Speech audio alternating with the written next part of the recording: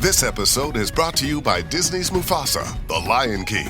Get tickets now for the ultimate family holiday movie experience. Reunite with the characters you know and the untold story you'd never expect. Witness Mufasa's rise from orphan to king and see how the legendary villain Scar got his name. Disney's Mufasa, The Lion King, in theaters everywhere this Friday. The kingdom awaits. This episode is brought to you by Amazon Prime. There's nothing sweeter than baking cookies during the holidays. With Prime, I get all my ingredients delivered right to my door, fast and free, no last-minute store trips needed.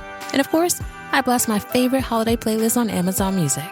It's the ultimate soundtrack for creating unforgettable memories. From streaming to shopping, it's on Prime. Visit Amazon.com/Prime to get more out of whatever you're into. Money decisions don't have to be either or. With Bank of America, they can be yes and. Like yes to sunny vacations and rainy day funds. Can our digital tools and guidance help you create the future you want? Yes. And help you keep enjoying today too. Do more with a bank that asks, what would you like the power to do? Explore our tips and more at bankofamerica.com/yes and.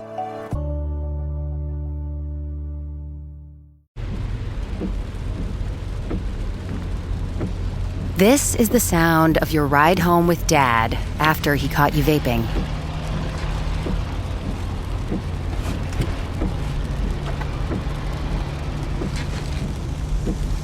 Awkward, isn't it? Most vapes contain seriously addictive levels of nicotine and disappointment. Know the real cost of vapes. Brought to you by the FDA.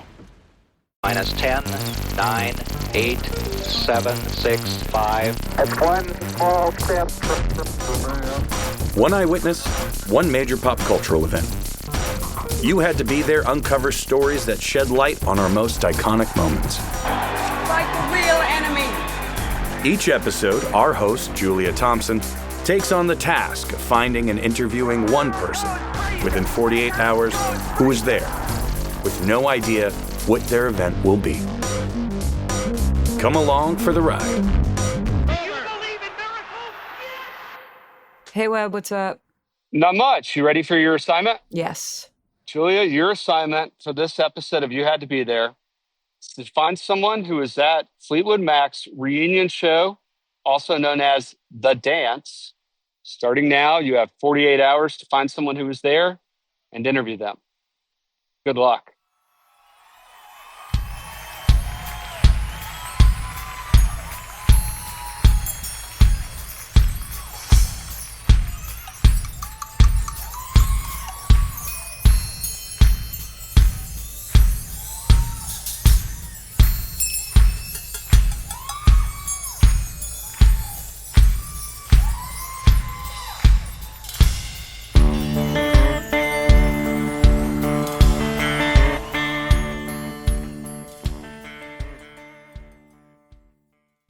Hi, my name is Julia Thompson, and I'm the host of You Had to Be There.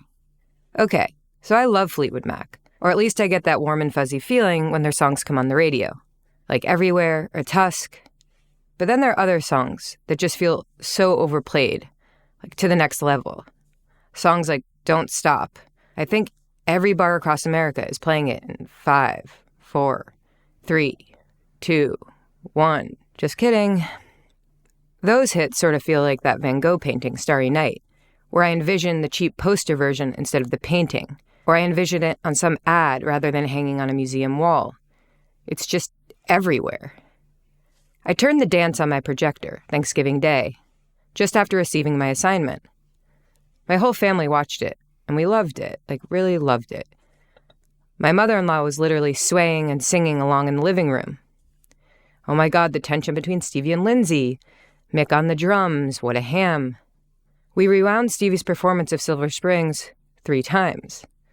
All suffice to say, when you see the real thing, okay, maybe TV isn't so real, but it kind of felt that way on Thanksgiving. It felt like being thrown back to 1997, watching this epic band play, captured on film, after not having played together in a decade, was just awesome.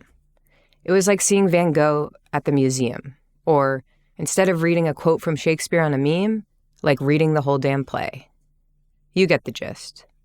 So what makes this band so enchanting after all these years? And what is it about this film, this live concert, that's such an impact on pop music? I connect with my former professor, current colleague, and film producer Maureen Ryan. She produced live events and country music videos in the 90s, and her partner Rick has been a live event lighting and cinematographer for decades. She'd for sure know someone that was there and could get me grounded in why this film feels so relevant today. Hi, I'm Maureen Ryan. I'm a film producer, and I'm also a film professor at Columbia University's graduate film program. So, for me, this concert film is pretty iconic, and I feel like it really stands the test of time, and they captured something pretty special. And the way I would look at it is, first of all, Bruce Gowers is the director. I think he did kind of a really great job of figuring out how to capture the special moment in the history of Fleetwood Mac. They just were coming together for the first time after what I think is at least 10 years where they hadn't been together. And they shot for what I understand is 3 days. So it looked like they had about 10 cameras, and then they were able to reposition them over the course of those 3 days to really capture and fully get it. And so you really feel that, I think, when you watch it in terms of the coverage, meaning that there's just a lot of really great camera angles and a real sense of being close to the performers and kind of being really a part of it. The other thing that really strikes me is the production design. Bruce Rogers, I think, did an amazing job of creating this kind of it feels like almost Close Encounters of the Third Kind kind of piece that he's created. But it allows the lighting to be happening kind of below and from above, and it can be brightly lit. It can be very, very darkly lit. From what I understand, they shot on a Warner Brothers stage. And so therefore it's kind of just it's just a random open space, but you really have the sense of intimacy. And I think that's because of the production design. Also, they're pretty close together on the stage. But also what I love about his design is that if you're looking from camera right, if you're looking from the audience looking onto the stage, over on the right-hand side, he has these wonderful vertical pieces that can be lit or not lit as one wishes to. And so I just think it was pretty classy, but also iconic, and kind of really captures your eye when you're in the wide shots, but doesn't overwhelm when you're in the closer shots. And then for me, the lighting is just amazing. Bob Dickerson is kind of one of the legends of multicam concert lighting. And each song is just its own wonderful lighting design. And so, sometimes it's really moody and really dark. Other times you start that way, and then as there's layers of whoever's going to sing or whoever's going to play an instrument comes in, you start to kind of see them just come in through lighting. And so it's an amazing thing because all of the performers stay in the same place pretty much for the entire thing. But you don't feel that way because Bob's lighting is just really kind of controlling what you're seeing and how you're seeing it and when you're seeing it on any given song. There's some really intimate songs, particularly between Stevie Nicks and Lindsey Buckingham, where the lighting just really modulates that for you and really gives a full overview from start to finish of what this song kind of feels emotionally through the lighting, in my opinion. And then I think the editorial is the other thing that's, from a production point of view, is really great because it's not overly choppy. It really allows you to spend time with each one of the performers to get the kind of sense of them being stacked in a frame so that you can see the connection between 2 or 3 performers together. And you really can just enjoy the performance, and it's not overly, upcut in the way that sometimes those concerts are. So it really foregrounds the performances and allows the music to come through. And then, this is all great and they've done a wonderful job, but I think none of that would really add up to much if it hadn't been just the perfect night for this concert. You can just feel it come through when you watch it. There's something kind of really magical about what you're feeling. And you can't really do that with the lighting and the production design and the editing and all of that. That's just what it is. But I do think all of those things together to make this iconic, really amazing concert film. So Maureen passed me the contact info of the director, production designer, and the lighting designer. I shot them all emails, and in the meantime, dug around on IMDb Pro. the website that shows you all the crew that worked on movies and TV shows, sometimes even giving their contact info. So I did find someone's contact in just under a day. Day 1, 48-hour assignment completed. Okay, so do you want to just start out with introing yourself? Sure. Can I, how did you find me? IMDb. Oh, okay. There we go. Okay. So hello, my name is Stacy Burcham. I am a musician, educator, performer. And how are you affiliated with the dance? I was in it. I was a trumpet player in the USC Trojan Marching Band. And in 1997, we got the call from Fleetwood Mac to come on back and do another big deal with them. And I was probably 19 or 20, and I didn't really understand how big this was. I just thought, oh, cool. Like, I'm going to get to play a concert with this great band that my trumpet teacher had played with back when he was in college. And I knew who they were, but the scale of the event was not clear to me at first. It even has grown since then. I mean, a great example is this phone call where it's like, oh my God, you were there? And I had no, there was no context at the time for me to be like, this is the thing that I am going to be able to talk about, 25 years later. But it's really cool. Stacy's childhood trumpet teacher was part of the USC marching band that originally played on the Fleetwood Mac song Tusk in 1979. McFleetwood recruited USC's Trojan Marching Band to play on the single inspired by a moment on vacation when he was awakened by a local brass band playing outside of his hotel room in Barfleur, France. The song would later become the Trojans' unofficial school song and a huge hit for Fleetwood Mac off their 1979 album Tusk, my favorite.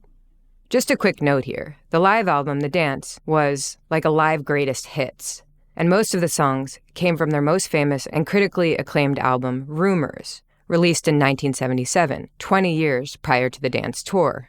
Tusk was also one of the encores, hence the marching band playing at their show in 1997. My roommate and my best friend, Analese, so we did this gig, and she was the one that was sort of like, oh my God, I can't believe we're doing this. I can't believe it. And I was like, oh, it'll be fun. And she was like, no, you don't understand. And she really laid it out for me. I decide to make contact with Stacy's band buddy, Analese, also a trumpet player. My name is Analese, and I was in the USC Marching Band in 1997, and I was lucky enough to record with Fleetwood Mac at the dance. I talked to Stacy, and she said, you got to talk to my friend who is also in the marching band because she's a total Stevie head and will know everything about the background of the band. Yeah, so, if you follow the band's history and how volatile it was in the 70s and the breakups and just that myth that's around the Rumors album and all the drama, there came a point where Lindsey Buckingham left the band, and then they had a couple of people take his place, and the band kind of fizzled away as Stevie Nicks' solo career was getting bigger. They don't do anything for a whole bunch of years. I want to say it's 10 years, 15 years, some big number there. And when Bill Clinton was running for president, they reunited because he wanted to use the song Don't Stop as his political message, and they reunited to promote that with him on stage. And my understanding is that brought them this big five that we talk about with Lindsey Buckingham and Stevie Nicks and Christine McVie, John McVie, McFleetwood. They got back together, and then that fueled, let's do this big live reunion concert for the first. It was the 20th anniversary of Rumors, or was it 20th anniversary of the White Album, their first album together. It's one of the two. Might be off by a year, but let's do this big live concert. Let's bring it all back together. We'll release it on MTV and debut the live album with it. And from that perspective of being a Fleetwood Mac fan, that's my understanding of how it got to that point and why it was a big deal. Because other than that one song set that they did for Bill Clinton, they hadn't been on stage together or recorded together since the 80s. Cool. All right. So do you know anything about the interpersonal stuff, like who is sleeping with who and such? So you have the McVies, John McVie and Christine McVie were married. They were a married couple, and Fleetwood Mac's inception was a blues band in London. And they were part of the blues band circuit that included Eric Clapton and a bunch of these guys, and they were all competing to play at the same bars together. So they actually are pretty big in Europe. They try to gain commercial success in America, and it's hit or miss. They have a few albums that are blues based. They keep changing guitar players. There's whole stories about what happened to these guys. Peter Green, I think he gets addicted to drugs and has to quit the band. And then they bring in guitarists over time. One of them, Jeremy Spencer, they're like doing a gig somewhere randomly in the US, and he runs into a religious cult and doesn't show up for anything ever again. And we get to the mid-late 70s. Stevie Nicks and Lindsey Buckingham were a couple. They had moved from the Bay Area down towards Southern California, and they sing background on a bunch of things from the 70s that once you're told, you're like, oh, that is totally Stevie Nicks' voice behind one of the songs, Magnet and Steel. And oh, yeah, that's their voices singing background. And they're recording their album, Buckingham Nicks. And Mick Fleetwood happens into the studio. He meets with some of the producers. They're like, oh, you got to hear this dude play the guitar. He's doing some really great things. He might be your next guitarist. Mick listens to that, hears it, and invites Lindsey Buckingham to a meeting and says, I want you to join the band. And he's like, I'm a package with Stevie. So they come and join the band, and they change to this rock pop type of music away from the blues. And they make that first album, a self-titled album with a white cover. And then they go in to make Rumors. And when they go in to make Rumors, Lindsey Buckingham and Stevie Nicks break up. And it's this big, bitter, they're telling each other off in song in the Rumors album. And you have Christine McVie and John McVie's, their marriage is ending.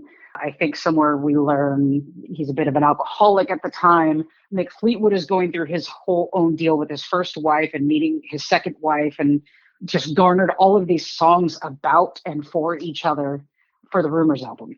I hear back from the dance production designer Bruce Rogers. He made the set piece that Maureen described as Close Encounters of the Third kind of piece. He was there too, and I talked to him within the 48 hours. So take that. Well, I'm Bruce Rogers, and I'm a production designer for live music events. And Fleetwood Mac's The Dance was my first design project when I went out on my own back in 1997. Cool. So were you at the 1997 recording of Fleetwood Mac's The Dance? Yes. Short and simply, yes. I was there both nights. And I'd gotten a call from Carol Donovan, who was one of the executive producers, and she told me there was this opportunity to design this really cool 2-night concert for the reunion of Fleetwood Mac. And what was unique about what the show was going to be was not only was it a reunion of that great band, but that it was going to be inside one of the sound stages at Warner Brothers Studios. So I was kind of just starting, and this was my first real job under my own banner. So it was really important to me, and I was nervous and all that kind of stuff. And I'd grown up with Fleetwood Mac. That was kind of a major piece of my life's soundtrack. So it was quite exciting for me. I immediately felt like I already had a history with them. I basically just started getting as much information as possible because it wasn't official. She called and invited me to present the concept and see if they might like it, and then I could just come and do the work.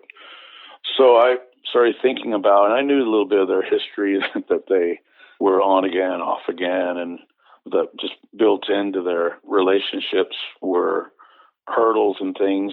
And so it was really exciting to be part of something to help them come together. And so I knew, okay, well, I'm going to go in there and pitch a really cool idea that I feel is pretty strong and heartfelt. And it just came to me, this idea of an infinity symbol, because it felt like it represented Fleetwood Mac and the way that they're constantly circulating around each other's universes and just coming back to each other as kind of like family does. And And so I thought, well, let's pitch it, because it's an organic shape. And there was a lot of shapes and concerts at MTV at the time that were more like reality based, alleys with graffiti, all that kind of urban kind of feeling back there in the late 90s. The night before the meeting, I got a call from their manager, and he said, Bruce, I just want to give you some advice. There's been a couple of designers come in, and they have these ideas, and I think what you ought to do is sit down and ask the band what they want, and then go from there. And I'm like, oh, okay. So I came in empty-handed, and I went in and I met the band. There was a little coffee table surrounded by 4 couches, and I walked in, and the manager introduced me, and they said, oh, let's take a break. Let's sit down with Bruce and talk. So we sit down. Stevie's on my right, Mick Fleetwood's on my left, then going around the room, Christine and John and Lindsay. So I was there with the entire, Fleetwood Mac. And I said, I really appreciate you guys inviting me to come and sit and talk to you. And I'm told that you've got some ideas, and why don't we just rap and talk about it and see what we can generate a cool idea. And they all looked at me with surprise, and they were like, well, we don't have any ideas. That's your job. So I was like, oh, well, I happen to have one idea that I think is really strong. Can I borrow a pencil? So they ran around, got a piece of paper, and I grabbed a pencil, and I said, well, here's my idea. I think the thing that symbolizes what you guys are and who you are, especially today, and that is what I think is a Mobius curve, basically an infinity curve that I could dimensionalize and curve and turn. So the bottom half is your stage and the top half is your ceiling. And I sketched it in front of him, and I said, we put Mick right here and Lindsay here, and Stevie in the hero spot in the middle, and John right there, and Chris. And I just was able, because they didn't know this, but because I'd spent 5 days sketching it, and I could sketch it really nicely in front of them, so that A, they probably thought I was a great sketch artist, and B, they thought, wow, right off the top of his head, he's got a really cool idea. But the truth is, I'd already been cooking on it, and they all looked at me, and they looked at each other and like, you're hired. That's the absolute truth. Back to Stacy's best friend and trumpet player, Analese. All right, so 10 years later, you are a student at USC, and you're a trumpet player in the, what is it, the Trojan Band? Is that what they call it? The Trojan Marching Band, yeah. My high school band director played the drums, and he marched at USC. He took us to like a USC band day, and that's the first time I took a look at them. I come from a poor family. No adults before me had graduated from high school. No one knows how to navigate college, but I was a band geek, and I took one look at the USC band. I'm like, that's what I want to do. So it just so happens that I land there the fall of '96. And what's really funny about getting to do this gig as a freshman in college, and Stacy would have been a sophomore in college, is that the USC band runs on a hierarchy. So when these big gigs come along, it's juniors, seniors, 100%.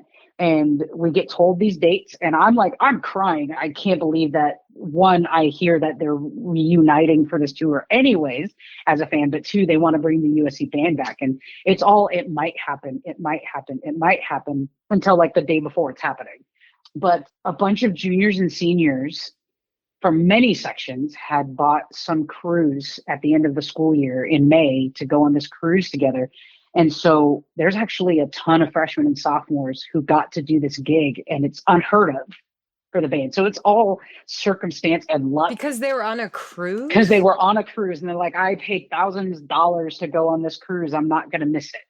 And I remember hearing the older members of the trumpet section doing like, maybe we should just not go on the cruise. And if they had decided to do that, I would not have been able. Stacy would not have been able, because we were a freshman and sophomore. Was the cruise just for spring break or something? No, so USC at the time, I don't know if it's still the case because we're far enough removed now, but our last week would usually be early May. Finals week would be early May, and we'd be done with school in May.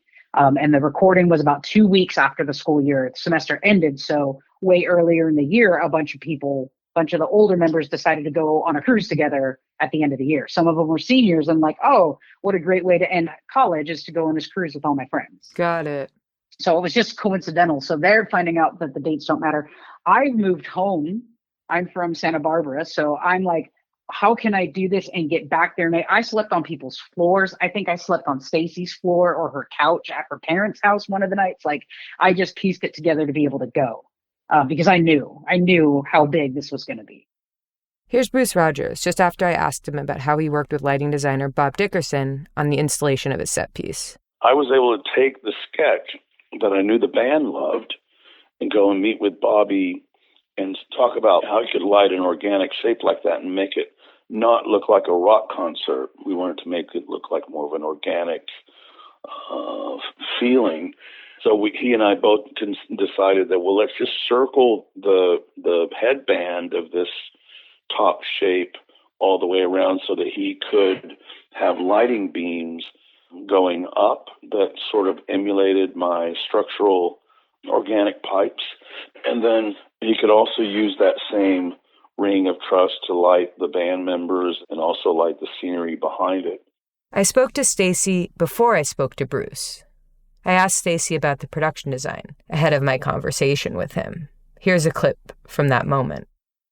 Do you remember the set piece at all? Yeah, reasonably well. Like, it was a stage. It was a sound stage. And so it was sort of a lot of temporary seating that was set up like, little folding chairs for the majority of the crowd on the floor. And then there were bleachers seating, not huge, but like some height, that were at the very back of the audience area. And that was where we entered from, was from behind the bleachers.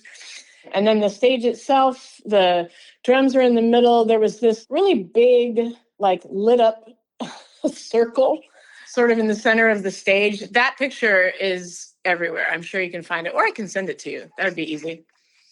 And if my memory serves, the other rehearsal rooms and stuff were behind the back of the stage.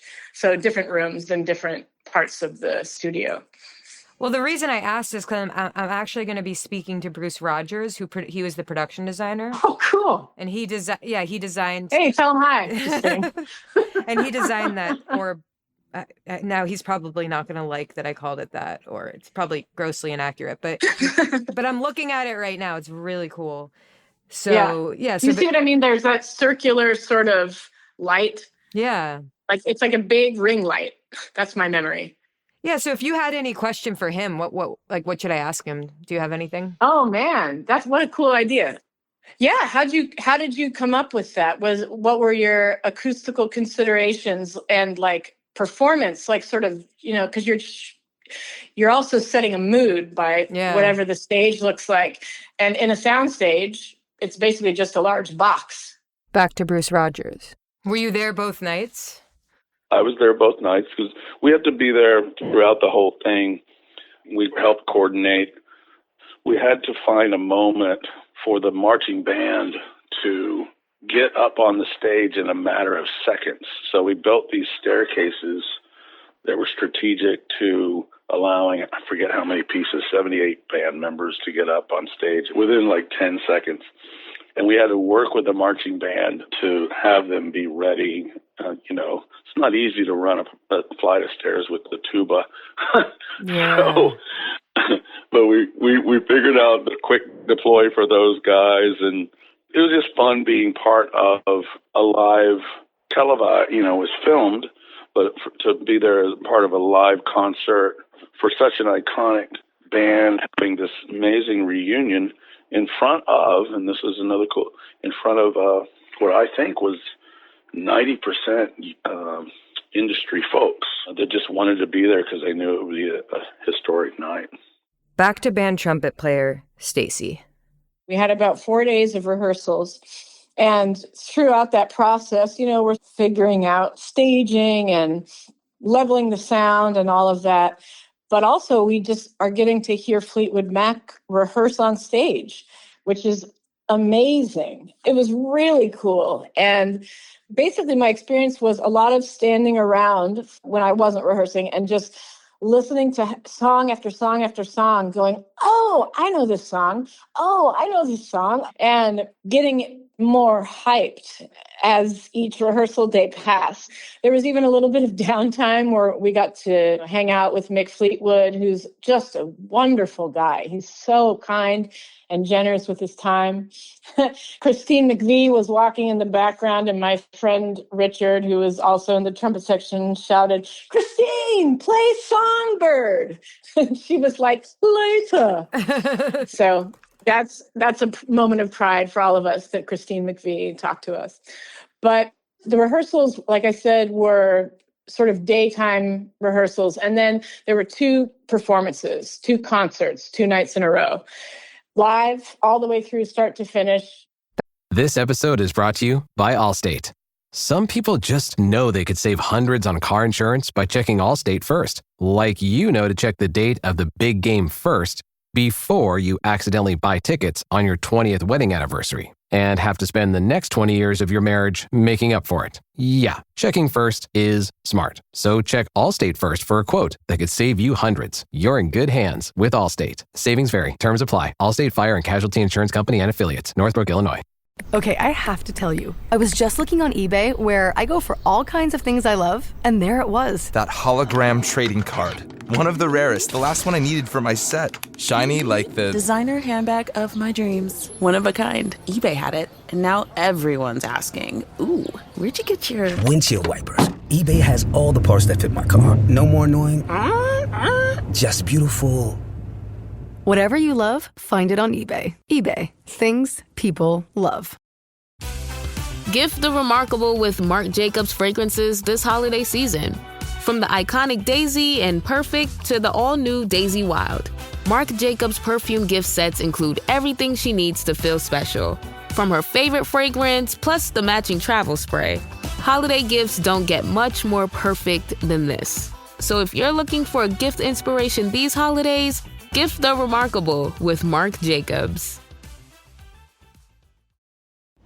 Streaming now on Peacock. Paris Hilton and Nicole Richie are back. That's hot. Loves it. For a show-stopping reunion that will prove putting on an opera is anything but simple.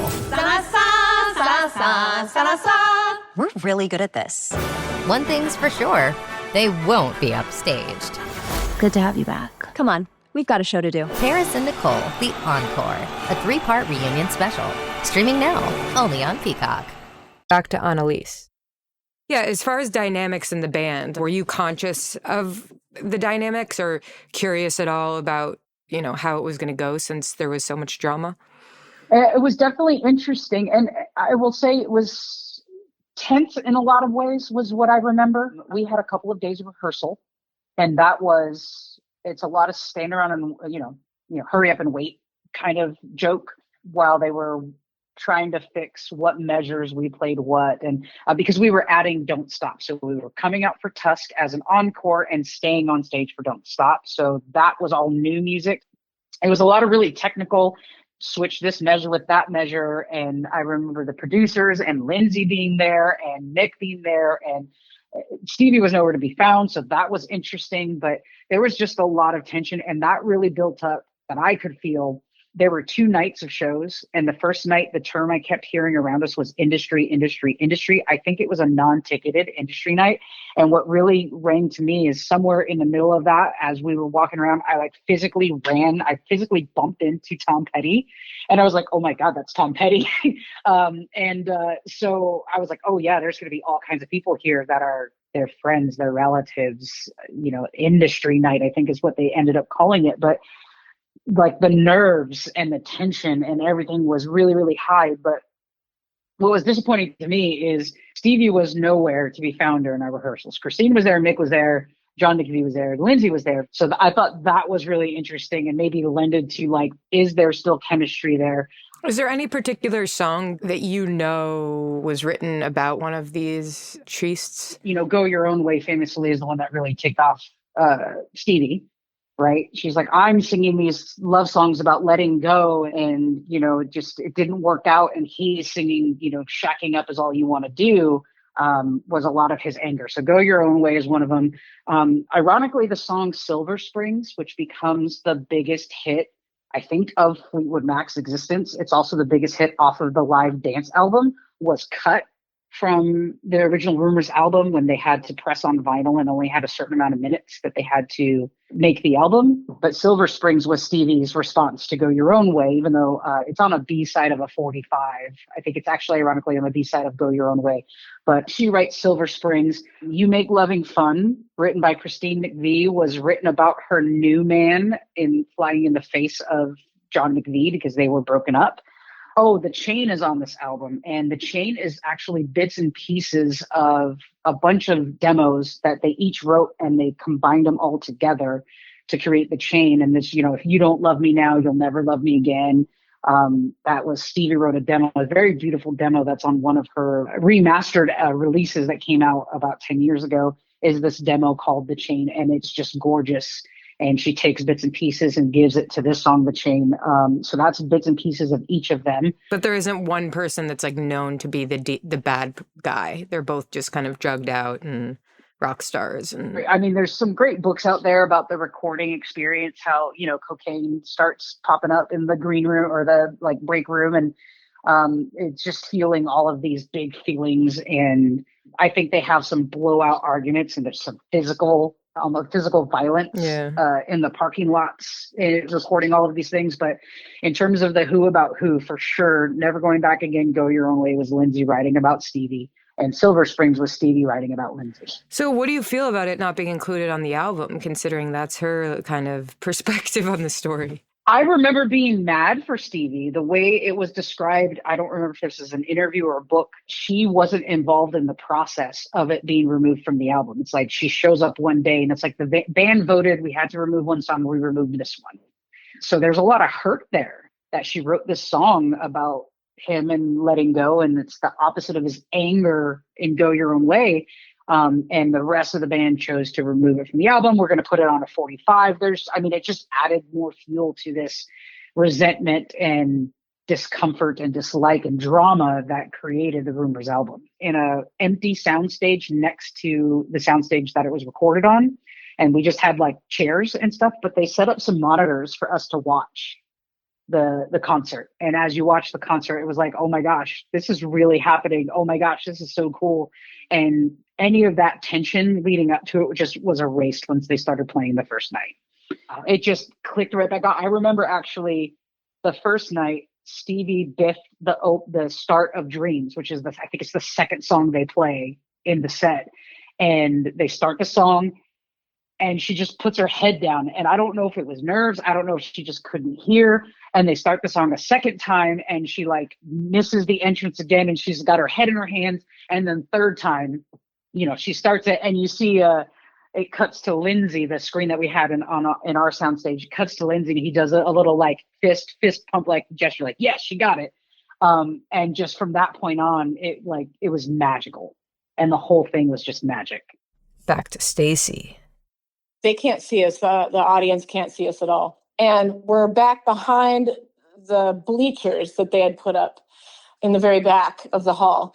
And we're standing in back, and they're playing their last tune before the encores. And the encores are going to be Tusk, where we march in, and then we stay on stage and we play Don't Stop Thinking About Tomorrow. And then the choreography was such that we would keep playing on stage, the marching band, and then one by one, the members of Fleetwood Mac would exit the stage, and the concert finished with just us playing for the crowd the end of Don't Stop Thinking About Tomorrow.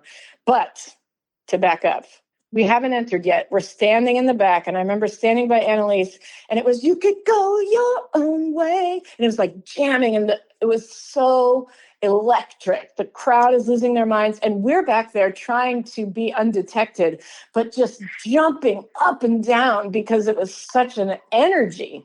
The moment was so, so cool. And I will remember jumping up and down with my friend Analese for probably the rest of my life. And then Tusk starts. They leave stage, and they get called back in for the encore. Mick Fleetwood sits down and starts the drums of Tusk. And everyone's like, oh, cool, cool.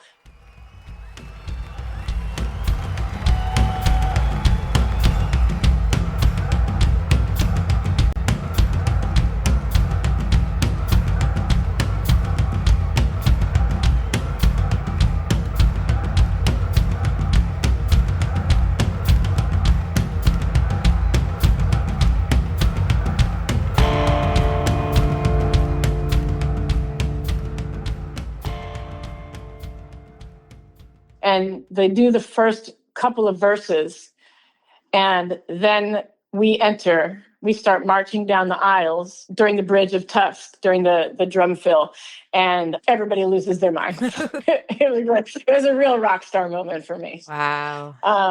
And march up onto the stage and start doing our thing that we've been practicing for several days. The enormity of what we were doing became clear while we were jumping up and down, waiting to enter. Like, oh my gosh, this is a big deal. This is so cool. I remember saying something like that to Analese, and she was like, I know. I've been trying to tell you. Back to Analese. Yeah, so then when you were going to make your appearance, like, how did that work? So one of the reasons why they gave us those monitors was to keep on track on when we needed to finish getting in uniform, because we're sitting in half uniform, right? You're not sitting in there at the ready the entire time. So we start getting ready, and we go in right before Go Your Own Way, which is what they use to theoretically close the concert, right? And what I remember is Go Your Own Way starts and just adrenaline. I remember jumping up and down. I remember just getting really hyped. And what was really funny and very typical to LA is that when the song ended and all 5 of them came forward to say, thank you for being here and this, that, and the other, people at the back of the risers started to get up and leave. And they turned around to the stairs and they saw just the sea of the gold helmets in the dark back there. And I could see their faces. They go, oh. And they turn back around and go back to their seats. So we were a total surprise to the audience. Nobody knew we were coming. We were housed and staged behind the bleachers when Go Your Own Way ended. And then God, I'm getting chills even talking about it. I still can't believe I got to do this. I see the video sometimes and go like, how is this even possible? Back to Stacy. Like, where were we standing? Yeah. Yeah, if you look up we were actually the fold out art on the album. Like, so they took a shot of Fleetwood Mac on the stage, the crowd losing their minds, the lights, sort of doing a really cool burst. And then the whole USC band is around, like the brass are around the back, like the trombones, the tubas, and the trumpets are the back row. If you want to know which one I am, of course, if you're looking at the stage, there are a series of sousaphones going, and as you pan to the right, the very last sousaphone on the right, I am the very short person that you can't see right next to that sousaphone. That is me. Woohoo!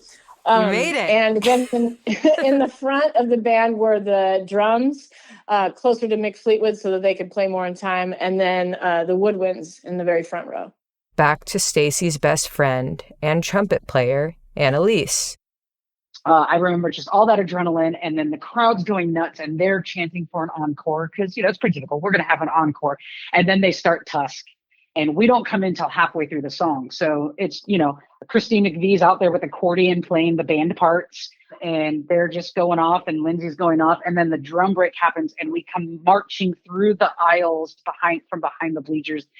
And the video does not do it justice. It's deafening how loud the crowd gets as we're marching up on stage and join them for the rest of Tusk.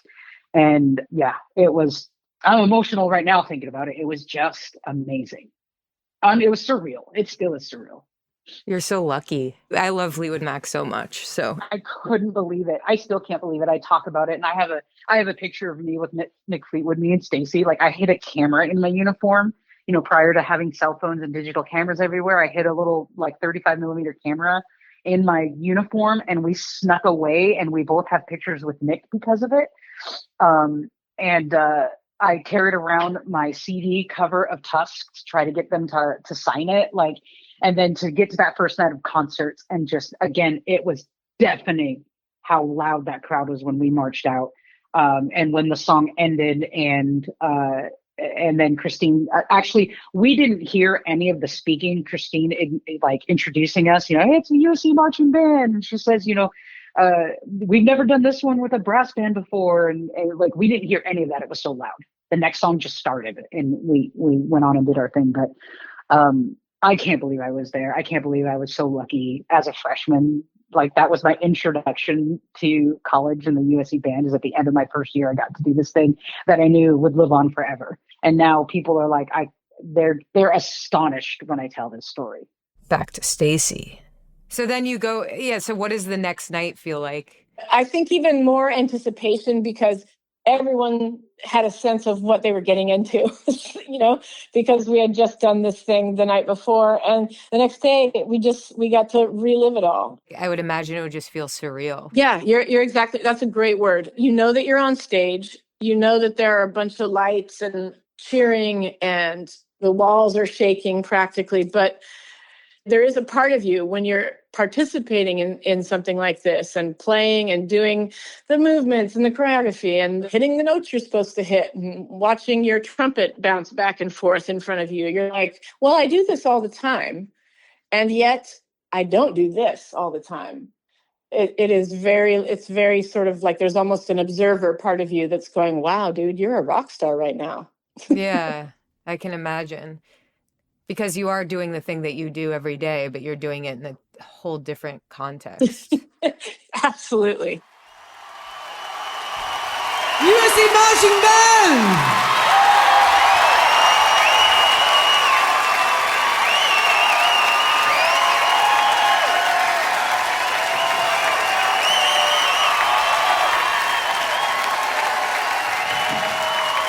And we're not done yet.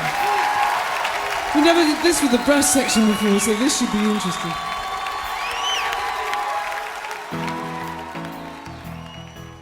That's so cool. Like, wow, what a lucky experience. Do you like Fleetwood Mac? Do you listen to them at all? I mean, honestly, my favorites are those tunes that I experienced live that night. The one that I didn't know that was a newer tune was Stevie Nicks' Silver Springs. And that song is so beautiful and it breaks my heart all into a million pieces, and it's a treasure. Just a reminder here that most songs from the Rumors album were played at the dance. What was also played was a notorious Stevie song about Lindsay, Silver Springs, that had been cut from the original Rumors album. So it wasn't exactly new material. It was just material that hadn't been blasted to the masses. What is it about your band that Fleetwood Mac is so enchanted by? That's a good question. I mean, we are, I say we still. I graduated a long time ago. But it is a very unique marching band. One, because of the location. I mean, it's in LA where all these productions are, but we've done a lot of things. We were the marching band in The Naked Gun that marches over the guy that with the alarm that triggers the baseball player to try to murder the queen. I don't know if you remember that movie at all. I do remember that movie. We have this really weird cameo in it where all of a sudden we just appear out of nowhere and are marching over this person. But, in Forrest Gump, we've performed at the Grammys, at Coachella, for the Oscars, just a super long list. And it's all the time. It's not just like, oh, we did all these things one time. But I will say that the first thing that I think really began this sort of Hollywood's band reputation was Tusk in 1979. Back to Analese. So I'm curious, do you think for them the concert was a healing moment? So definitely, because I did go see them on tour during the dance tour, definitely something clicked and re-clicked with them, 10, 15 years after all this drama, 20 years after this album was released and all that drama. So much so that they released Say You Will, which was another album in the early 2000s, and did a whole tour around that. They kept touring. They released an EP in the early 2000s, with a bunch of songs that was on Buckingham Nicks. So it certainly, this event and this tour and live album definitely kickstarted them into an existence that they can be on stage together and continue to make music together. But the drama doesn't stop. So it definitely kickstarted an era that allowed new generation to discover their music. And even now with Spotify and Apple Music and all those things, new generations are discovering their music. And I think a lot of that has to do with this live album. This was really a turning point for them to be able to spend another decade or so doing things together and more tours. I can't tell you how many times I've seen them on tour since '97, since this was released. I call up Webb to discuss. Yeah, it's kind of like a retroactive one, actually. Like, I don't think anyone really knew that it was You Had to Be There moment until probably the last 10 years. In the last 5 to 10 years, there's been this like pickup, with memes just in culture. And with memes, the more we get, you get these moments, and one of them is Stevie Nicks singing Silver Spring, the song that was cut from Rumors for various reasons, one of which what some people think was length of time on an LP. Others think it was because Lindsey Buckingham didn't want it on the album. Regardless, she starts singing it to Lindsey Buckingham, and he basically, and this is where the meme kind of like, if you can visualize it, she's dressed, in her loose witchy outfit, and Lindsey Buckingham's playing guitar, and she starts singing Silver Springs, that time cast a spell on you. And the memification of the song is what makes it a You Had to Be There, because over time, it has developed a cultural cachet of, well, don't fuck with Stevie Nicks kind of mentality. And the meme aspect, I don't know if you've gotten into the interpersonal like aspect behind the meme, or the fact that like it just feels like it could have happened in the last 5 years.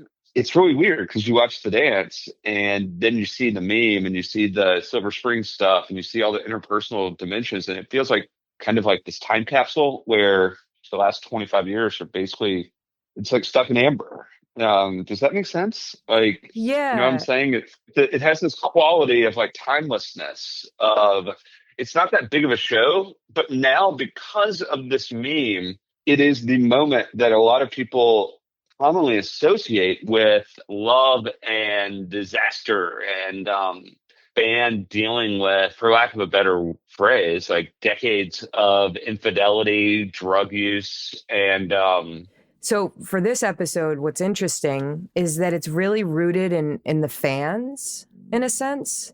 So what I thought was interesting when you introed the episode was like, okay, yeah, and you just said it, like this concert from the perspective of like music critics or musicians themselves, like maybe it didn't live up to like Unplugged or like The Last Waltz, right? In terms of just like the kind of it's not the same thing. Yeah, it's not a big deal. It's not the same, and it never has been. It's the moments that came from the show that have taken on a bigger life. I would argue that it was. And I think the reason I'm saying that is because in this particular assignment, I talked to fans, right? Okay. So if you're a fan, I mean, these people were players. So they're 20-year-olds in the marching band, right? Right. But they have a lot of adoration, or at least, especially one of them has a lot of adoration for this band, right? Their school's song is Tusk, right? And 1979, yeah, I think that was the year when USC became like the biggest marching band in the world. Right. Or I shouldn't say the biggest marching band in the world, but like Hollywood's marching band. Yep. From that point forward, they were, Oscars, like Naked Gun, whatever. So this tour, this reunion was kind of like, oh shit, this isn't the end. Like this could be a new beginning. And I think beyond just the band, it was for fans, right? Because everybody was so obsessed with this band and everything fell apart. And this was like the moment, will they sink or swim, Can this be a moment of reinvention? Or well, it has to be a reinvention because they basically had felt like, they had essentially become classic rock and, like FM radio. And they are, if you were to think of bands in the 1990s, you don't think of Fleetwood Mac, right? But yet it is the revitalization. It's kind of like we're back and we've always been great. And just speaking to this part that you were talking about, which I think is so interesting in light of the conversations I've had, is that this meme brought the band back because it was sort of about women power a little bit, right? Because the 70s is marked by so much kind of like macho rock and roll. And you have Stevie Nicks, who's kind of the epitome of rock and roll, right? I mean, Stevie Nicks went from Fleetwood Mac to then becoming one of the biggest solo artists in the world. Do you think this concert impacted the way that we perceive Fleetwood Mac? I just can feel the angst, and not in like a Nirvana way. I feel it is in a much more feminine way, I guess. Why is it that you think Fleetwood Mac is still relevant to millennials, and I would even go as far as to say Gen Z? I don't know about the Zoomers yet, but what do you think it is about? They're fucking awesome. I don't know how to put it other than their music rules. I mean, like, it's timeless. All the music's good. It's a variety of music. It's easy listening. The chain is pretty hard. Tusk is a marching band song that's like, I don't know, you go on a walk and listen to Tusk and you can't like help but move your shoulders. They have a wide breadth of music, but they also have the story, and the story matters, like this rise and fall of like epic peaks and then like explosion, and it all is part of a love story between two people that just absolutely combusts. And I think people are drawn to all of it, even if they don't know the story of the love story. No, but I like what you're saying about the love story, because it's true. It permeates the music. You can be a bleeding heart romantic, and you can also just say, wow, these musicians, before any of that, they're musicians. And the fact that they're able to get back on stage after that. Yeah, like, fuck this, I hate you, or you broke my heart, you ruined my life, but we are Fleetwood Mac.